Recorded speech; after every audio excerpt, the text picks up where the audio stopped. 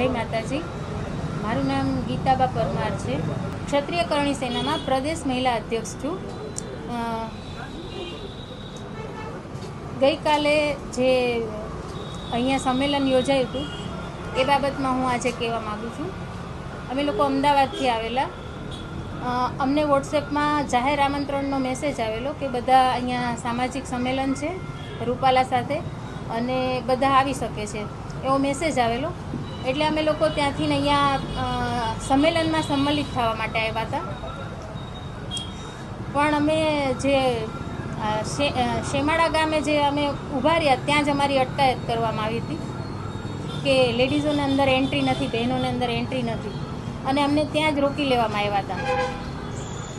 તો એ બાબતે મારે આજે કહેવું છે કે બહેનો વિશે જ રૂપાલા બોલ્યા હતા, તો બહેનોને કેમ ત્યાં અટકાયત કરવામાં આવી અને બહેનોને કેમ ત્યાં અંદર ન જવા દેવામાં આવ્યા। બીજી વસ્તુ એ છે કે જયરાજસિંહ અત્યારે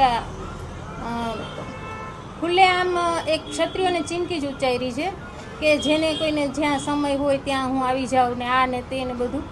તો અમે લોકો તો ત્યાં જ હતા, ગણેશગઢની બહાર જ હતા, તો અમને એન્ટ્રી કેમ ન આપી? તો એટલો બધો ખાલી 5 બહેનોનો એટલો બધો કેમ ડર લાગ્યો એમને? તો મારું કહેવાનું એટલું જ છે કે રૂપાલા પાસે કોઈ બી ઊભા રહે, પણ અમે આ સમાધાન સ્વીકાર્ય ગણતા નથી અને અમે રૂપાલાની ટિકિટ કેન્સલ થાય એવી અમારી માંગ હતી, છે અને રહેશે। આમાં બીજેપી અને નરેન્દ્ર મોદી સાહેબને પણ મારી અપીલ છે કે આજે અમારી ક્ષત્રાણીઓના વોટ જોતા હોય તમારે અને ક્ષત્રિય સમાજનો સાથ સહકાર આગળ ઉપર જોતો હોય, અમે આ પહેલાં પણ બધા ક્ષત્રિય સમાજે મત તમને જ આપ્યા છે, બીજેપીને જ મત આપ્યા છે, અને આગળ ઉપર પણ જો અમારો સાથ સહકાર જોતો હોય તો રૂપાલાને તો હટાવવા જ પડશે તમારે। ખાલી ટિકિટ રદ નહીં કરવી પડે, પણ રાજકારણમાંથી પણ બરતરફ કરવા પડશે, કારણ કે આવા માણસો રાજકારણમાં જોઈ નહીં જે એક સમાજનું સારું બોલવા માટે બીજા સમાજની અવગણના કરે, રોટી અને બેટી જેવી નિમ્ન કક્ષાના શબ્દો વાપરે અને અમારું અપમાન કરે। આ અમારું હળહળ અપમાન છે અને આ સૌના માધ્યમથી હું એ સંમેલનમાં સંમિલિત જે ભાઈઓ ત્યાં ગયા છે એને પણ કહેવા માગું છું કે અમે ત્યાં ગયા ત્યારે ખબર પડી કે આ કોઈ સામાજિક સંમેલન નથી, આ રાજકીય સંમેલન હતું।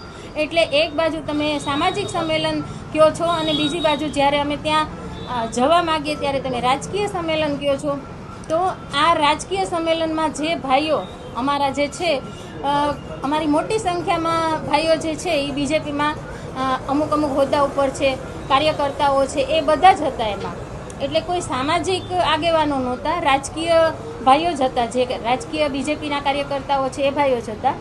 તો એ લોકોને પણ કહેવા માગું છું કે તમે આટલું બધું જે બીજેપીને સાથ સહકાર આપો છો તો કેમ આપો? તો તમારા બેન દીકરીઓ વિશે જે રૂપાલા બોલ્યા છે તો તમને શું એમાં પેટનું પાણી પણ નથી હલતું?